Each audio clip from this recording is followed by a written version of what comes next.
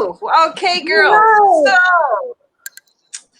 So, welcome to our new drive of Dish the Diet and Face the Feelings.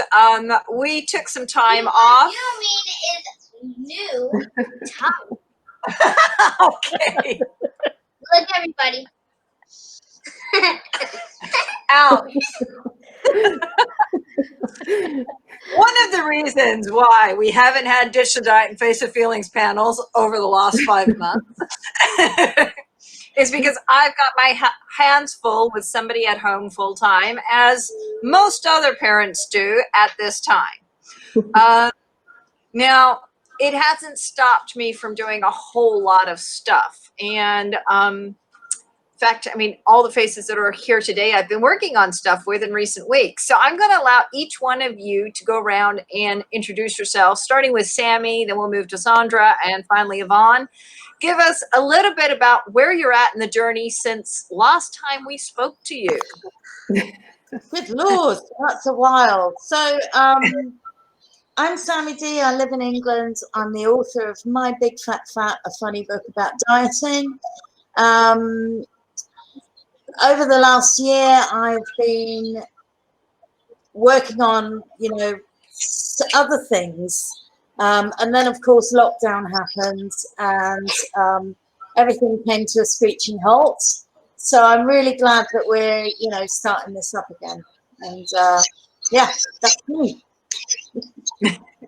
Okay, so are you still working on your second book, My Big Fat Kitchen? I'm still working on my second book. It's called My Big Fat Kitchen. And I do recipe videos every week. So once I've done enough of those, I'm going to roll them all up into a book.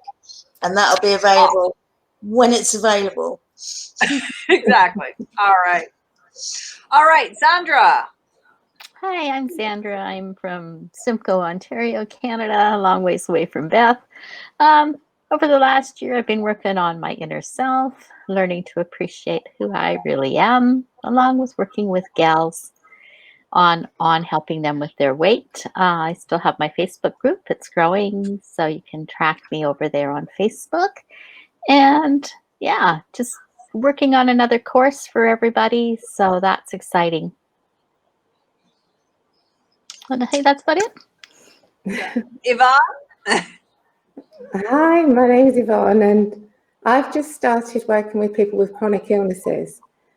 Chronic illnesses are really close to my heart, and it's also really relevant to your group because as a yo-yo dieter, I'm very much aware of, the issues that yo-yo dieting can cause, but also, the problems that come from not facing the feelings, from actually just eating away. You can lose weight and put it back on again, but unless you deal with the feelings, you're always going to have a problem.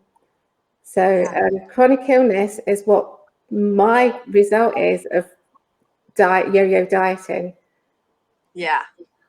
And I would agree with that. I mean, like most of, I could tell you when I started with celiac disease, and it was related to, obviously, genetic predisposition. It was related completely to environmental factors such as financial situation and stress. But more so, I set myself up for it because I'm sure I had warning signs along the way of you can't drink 12 coffees a day instead of eating and keep going. You can't keep, Oh, but we come try. on, Tammy,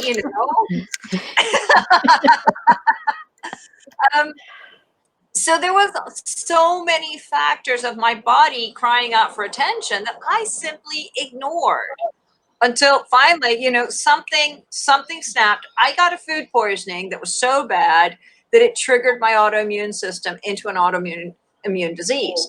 But if I'm 100% certain that if I had listened to the signs in the 2 or 3 years prior to that, food poisoning would not have been enough.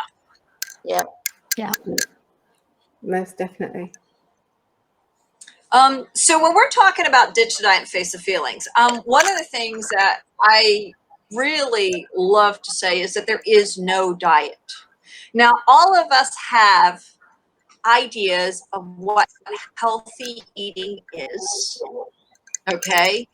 And we want to encourage people to eat healthily, but when I'm talking about ditch the diet, I am literally saying you are allowed to throw healthy eating out the window should you so desire. I am not going to work with somebody and tell them, well, I think you should stop eating, or I think you should include in your diet. I want that person to get so clear on what their body is responding and saying as a response to the food. What energy levels do you have? Does that food supply you with energy? Yeah. And it's Does only when it? you start listening do you notice what your body's telling you. Because if you don't listen, it's, you know, it's just gonna, the status quo will continue. It's also asking your body, what do I need right now at this moment? Do I need that food, or do I actually need a hug from someone? Or do I need to go take a walk? It's tuning into that inner and seeing what you really honestly need and being honest with yourself and listening honestly to what that body's telling you.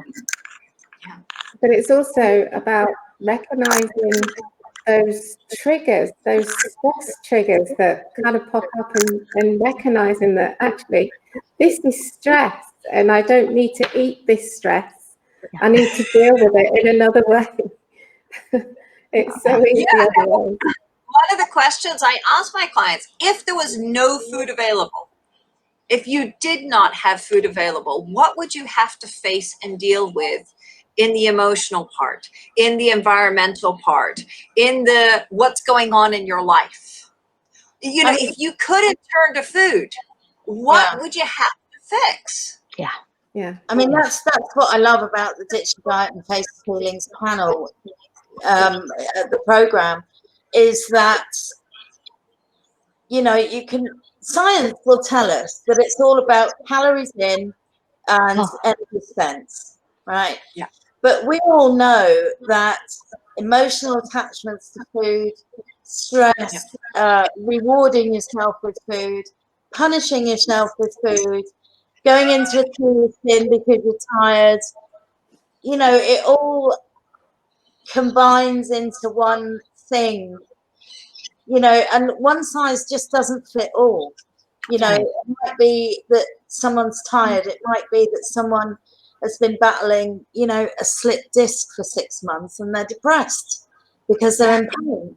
You know, there's so many different aspects of nutrition and health that need to be looked at instead even of what you're putting in your mouth. Well, even I was talking to somebody recently about depression. I was like, well, you know, sometimes somebody is grieving. Maybe they're grieving the loss of a loved one. Maybe they're grieving the loss of a relationship that broke up.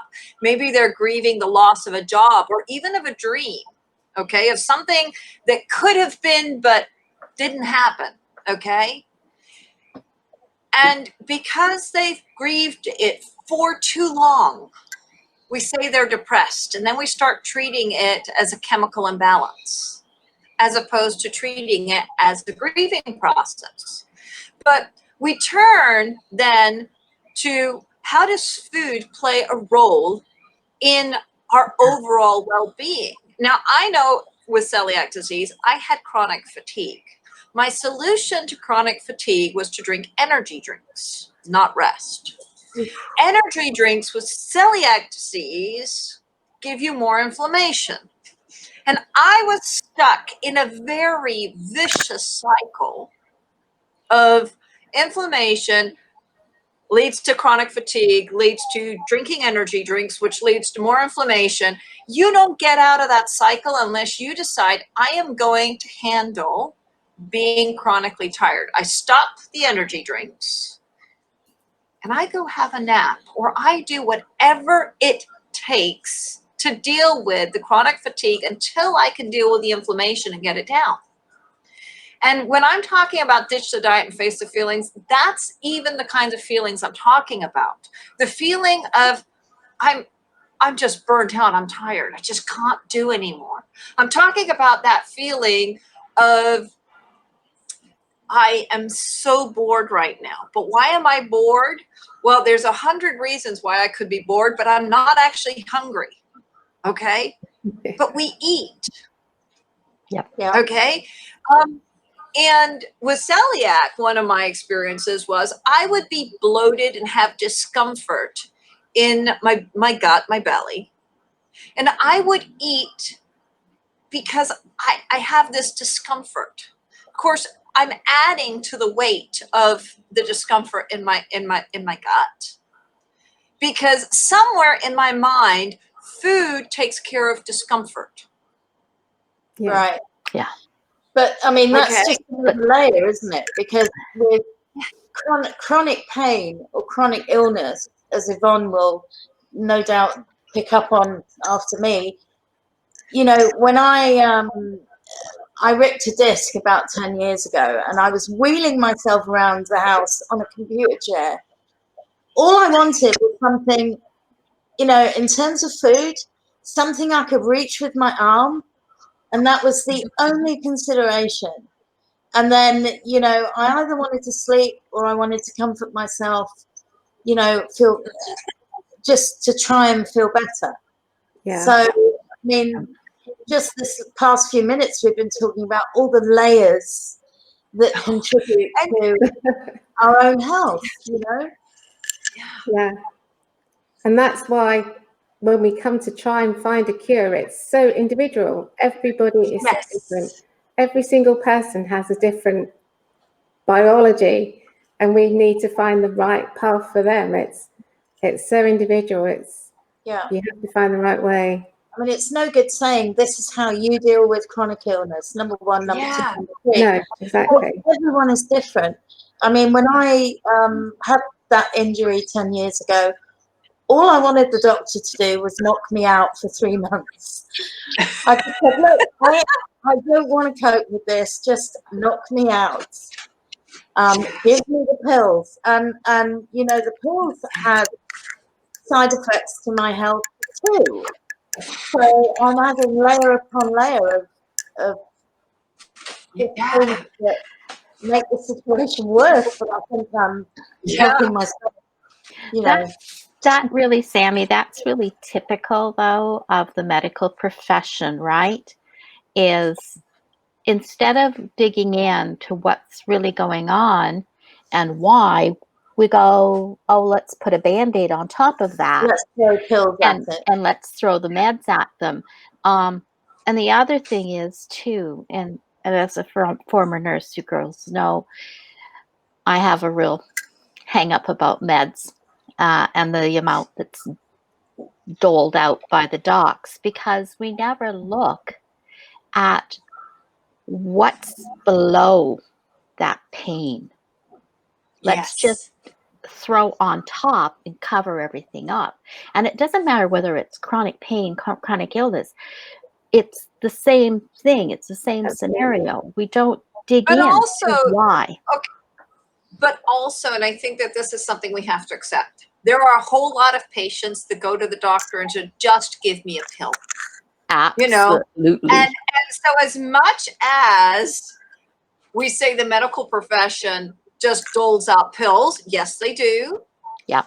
But there's probably also a complete frustration on the side of doctors of, you know, you go to the doctor with, you know, and that's another layer, because they're grossly underfunded and they don't have time The problem to care is for people how they might want to care for people.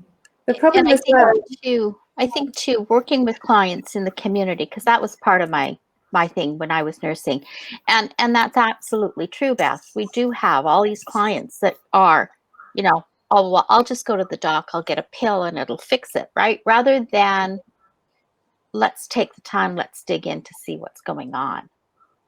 And the other thing too is, especially like with chronic pain, and as you from the shoulder injury, I now suffer with major chronic pain every day. It doesn't go away. But then you've got the docs that are going, well, it can't be that bad because the tear is healed. But what's going on underneath the tear Yeah, that's exactly. still causing the pain? Yeah. Why is there still inflammation? That's Why right. is there still? Yes, absolutely. Yeah. Yeah. So But I think by the time we get to doctors, the doctors can only deal with those symptoms. They don't have time to look back at your life. They don't have time to review everything that's happened to you in the last 5-10 years to work out why this has happened in the first place. Absolutely. And we can't do it on our own sometimes. We need someone else to do it for us. Well, I mean, one of the sad things with celiac disease, and I'm sure that this is true of a lot of the autoimmune diseases and chronic illnesses, is that typically it takes 3 different doctors. You've gone to the first doctor, you've been misdiagnosed, you change to a second doctor because you didn't feel heard, you change to the third doctor, and maybe the third doctor gets it right. Okay? And Mom, so, Isabella, where did I put this? in the fridge. Sorry. So she opened a Jell-O pack, which we were supposed to make Jell-O together with, and she's eating it straight from the package, making Jell-O. So we'll deal with that later. We'll deal with it later. Talking about healthy eating. We'll be dealing with that later. Yeah, I'm gonna send her out in the But you rain. might have to dry it. No. Go put it in the fridge. Yeah. But you think of who's the expert in your body and your situation? You are. Yeah. And the doctor only knows as much as you tell him. Now, I realized that when I was at my worst with celiac, I was telling the doctor what was wrong with me. And unfortunately, the doctor that I had, that made no sense to. My gynecologist finally sent me to a brand new gastro specialist. And the gastro specialist I went to knew exactly what was wrong. Yeah. Because that was what he'd studied. The other one was a gastro specialist. He had no idea where to even start because the myriad of problems upon problems that I had, it wasn't just the celiac disease. But the other doctor the final doctor I ended up with had been a surgeon for cancer in the colon and had finally got so tired of dealing with cancer that he went to, I want to do the preventative side. I want to catch everyone before they get to cancer. So his first appointment with you was an hour long, not 30 minutes, not 20 minutes, not 15 minutes. He wanted to know everything that was going on in life. Yeah. But that's 1 in a million, And you pay for it too, because it was private. And that's very true. And I think that when you have the private care Option. Yes. option, you are probably going to get, and it's not probably, as a former nurse, I can say you will get better care because you're paying for it, because there's a different interest. And when you go to a functional med doc, you are going to find that it's a different scenario. We're not looking at being paid by the government. Yeah. So it's a money and time issue again. That's right. Yes. That's So, absolutely. Sadly, imagine, yes. particularly with this program, we're kind of taking back our own power. That's And right. instead of waiting for someone to tell us what to do, we're going inwards and saying, right, what is it I need to address? And Beth will tell you I've had some pretty good aha moments the past few weeks, even, and I've been working on this for 10 years or more. Exactly. Yeah. And I'm still saying, oh, okay, I get that. Yeah. And I think too that comes though when we begin listening. When we really start listening to what's going on, what's our brain telling us, what's our body saying to us, right? When that starts happening, then we get the aha. Oh crap! I haven't really been treating my body really well. One of the things I'm seeing, for example, I'm in a group about celiac disease, and there's 25 or 30 members of that group. 25 or 30,000 members of that group. Okay. So somebody will post a question like, can I eat such and such because I eat it and it makes me gassy or it makes me bloated. And other people are like, yeah, that's fine to eat. You can eat that. And I'm like, well, other people with celiac disease can eat it, but no, you can't. I mean, would Can you? I eat this because afterwards it makes me ill? I mean, it's just like, well, wait a minute. I mean, what part of just your answered body your own speaking question, to love. you did you not understand? Yeah. Yeah. Can I eat after 8 p.m. because when I do, I feel awful. Well, yes, you can. If you like to, of course you can. Yeah, if that's your target state is to feel bloated and sick, yeah, carry on. Good luck. And I think that's the thing. Like with chronic illness, you've got your doctor or a nutritionist, because I did the doctor and then the nutritionist, and she'd give me a set of rules. Now, I take those rules as merely being guidelines. Okay? Now, it doesn't mean that she's wrong. It just means that I'm the one living in my body. I'm the one that's seeing how my body responds to this. Yeah. You're the expert. Yeah. What's it doing? What's it doing when you eat that tomato? And Right. you have and this is a perfect example. If you have arthritis, it's a chronic condition. It's an autoimmune condition. Mhm. Doesn't mean that it can't be cured, but you can certainly abate all the symptoms by watching how does your body react Absolutely. to a food.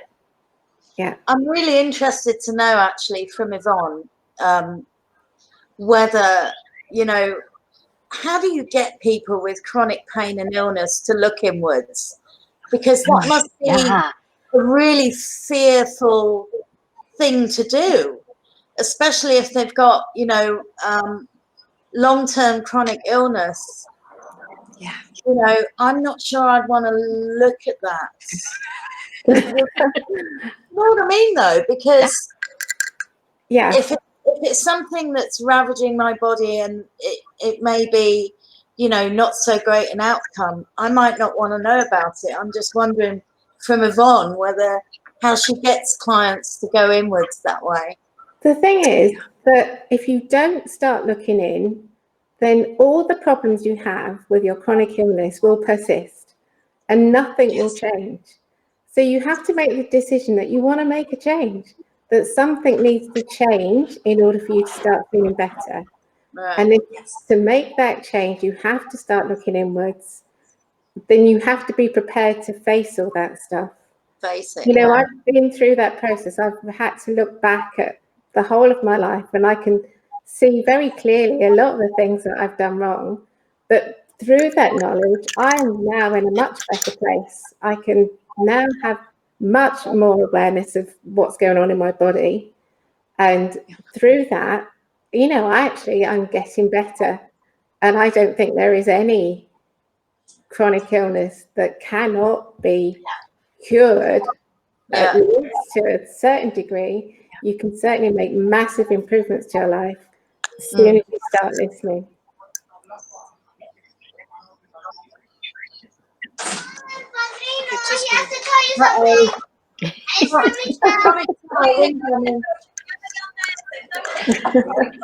And I have to say, Yvonne, that I agree with you. I think that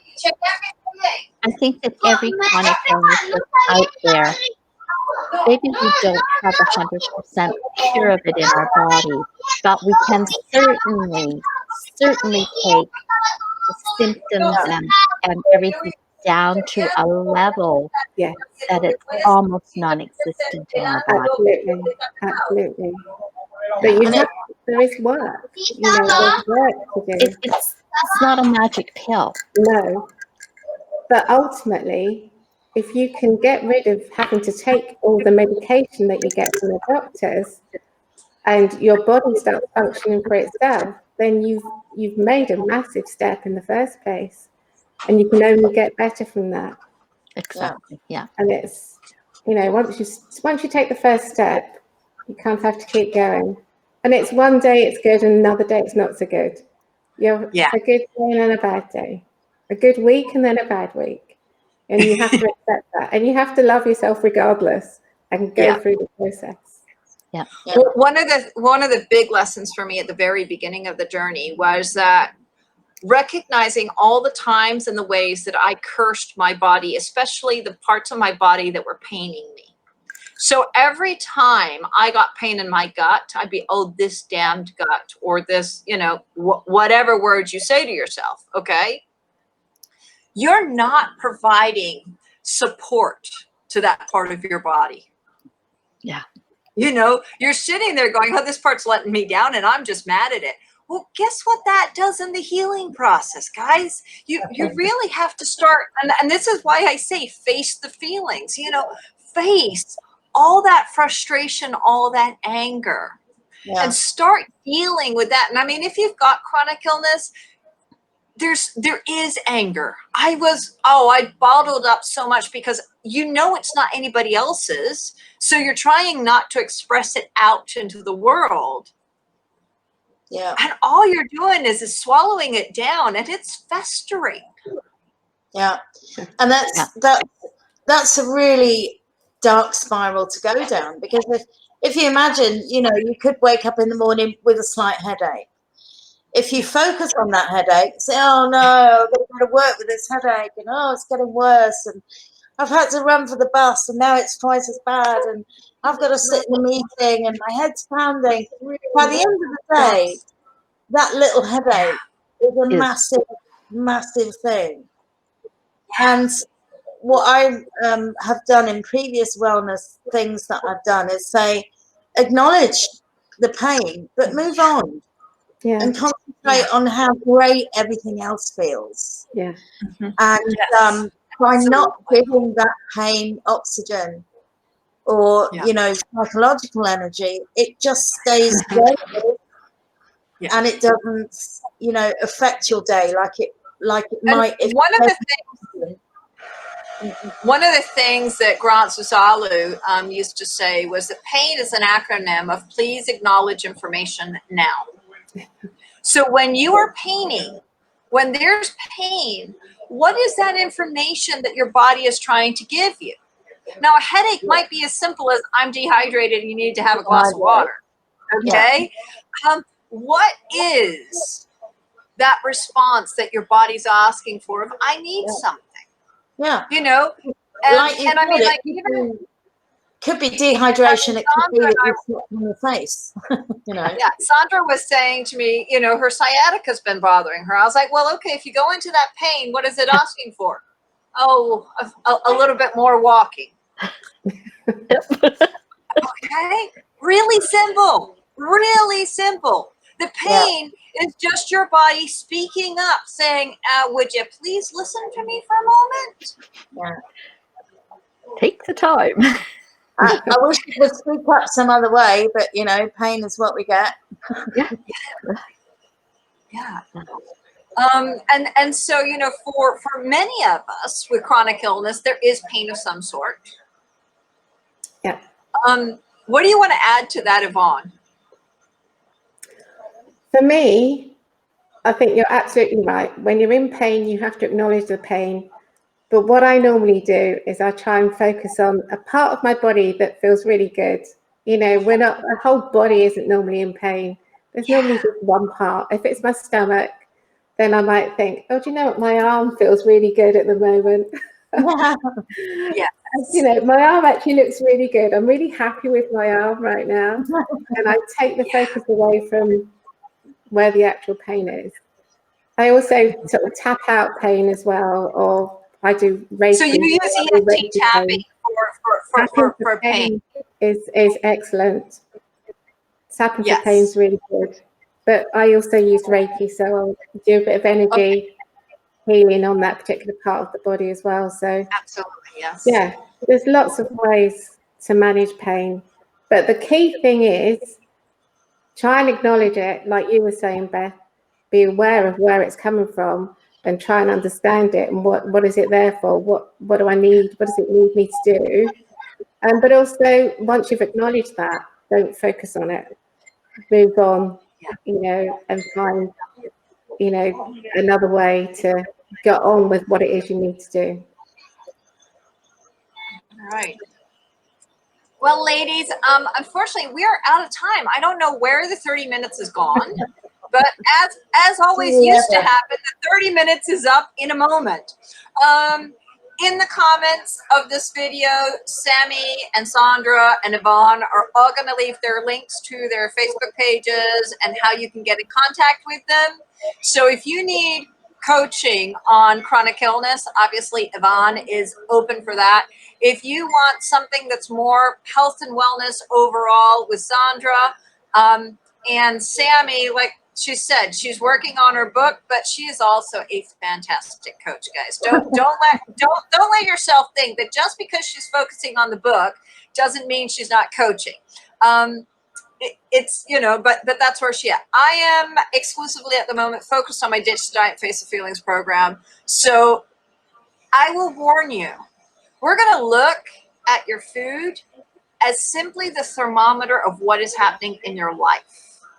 Your relationship with food is simply a mirror of how much love and respect you're showing yourself each and every day. And every time something comes up, we're going to work through that something. Food is not a problem.